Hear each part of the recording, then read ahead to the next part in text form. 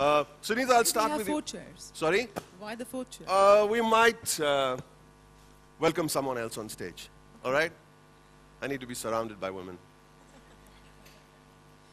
Okay, Sunita, you have a gift, a great gift. Would you like to tell us a little about that gift? It's a little unusual to describe it because mostly it's mystical, and so it's difficult to explain it in tangible words. But energy patterns, understanding the human mind and the psyche, also the play of numbers, colors, planets, all of that rolled into one. So it's a little confusing. And most of the time, most people are afraid of these things, and they don't want to venture that and don't want to understand it either because it's a little unusual. It's abstract. So very difficult to explain in short. But what I'd like to talk about is the fact that I do a lot of social work, and that makes a difference more than the mystical work that I do. I've started an NGO called Suryoday, which we've adopted 100 kids. We educate them, working very hard on education for children, come up with something called the Guruvar Awards, where we are rewarding Indian school teachers and trying to make a difference to Indian school teachers. Not the teacher? No, not these teachers, not the whiskey, but actual Indian school teachers who teach students. Because by 2011, there's going to be a huge shortage of Indian school teachers because nobody wants to become a teacher today. Why is that? The pay is really bad, they're heavily taxed, and it's not very glamorous, so you'd rather work in a call center and look good and feel good than do this boring job of teaching kids, and it's a lot of, ingratitude as well. So mostly the paycheck. It's not very rewarding. But why do you think people are afraid of, confronting maybe the truth when they face you? Or do you sense an aura? I wouldn't say... Did you sense an aura when you... It is an aura. Of your course, you pick up energy patterns, but that every one of us do. It's just some people are more aware. You spend more time on developing that. When you walk into a room, immediately you pick up a vibe, don't you? So when you put your arm around me, did you feel an aura? Of course, you feel the hot aura. I've got to tell you, I felt an... Oh, she said that. It's very hot. Honestly, I'm not a clairvoyant, but I felt an aura too.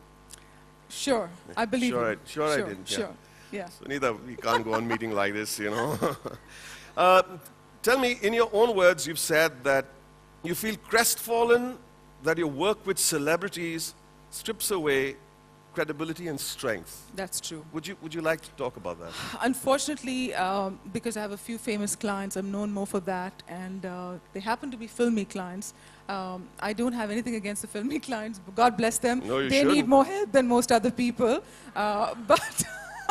But besides that, because they're mostly megalomaniacs and they're so stressed. Yeah, sorry.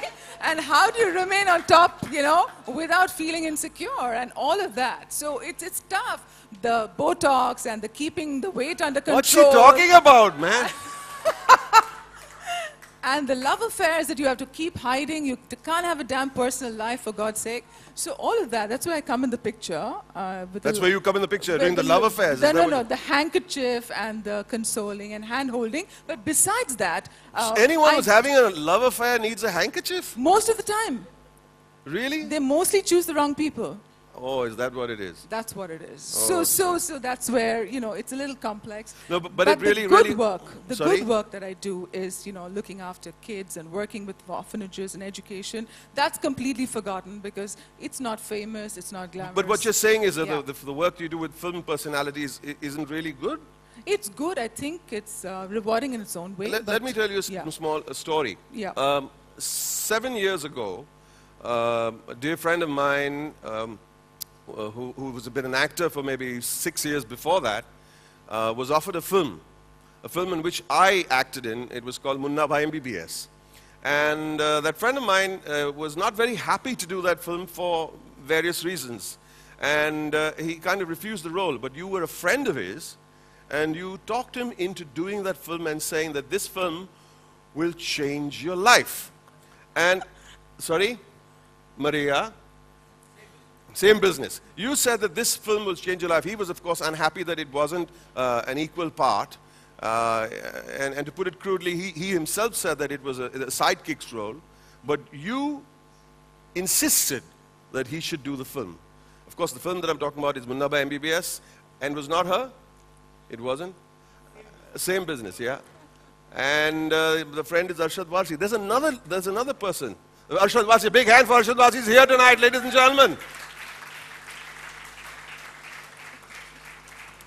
And there is another person who I'm not supposed to name, and I don't even know, even if I did know, I'm not supposed to name that person, who had just broken up, had a bad breakup engagement, and then you kind of guided her towards fashion, as a fashion designer.